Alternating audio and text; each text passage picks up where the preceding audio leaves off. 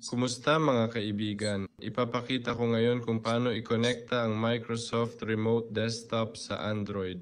Punta sa computer, pindot start, piliin search. Ilagay ang remote desktop settings dito. I-on ang remote desktop, ganito o. Piliin dito ang mga user na may access. Tingnan kung anong account meron ka. Piliin user accounts, kailangan email at password ng Microsoft account mo. Sa Android phone, i-install ang Windows app. Buksan ito. Pindot plus dito, tapos PC connection. Ayon. Kailangan nating puntahan ang CMD.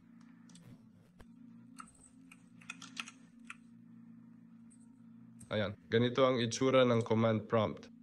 Ilagay ang command na ipconfig dito. Ayon. Kailangan natin ang ating IP. Ito ang IPv4 address. Sa PC name, ilagay ang IP address na to. Bawat isa may sariling IP. 192, tapos yung IP address mo.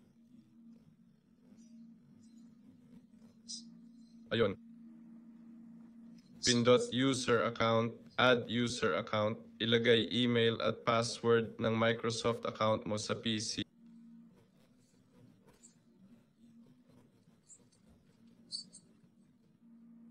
Ayun.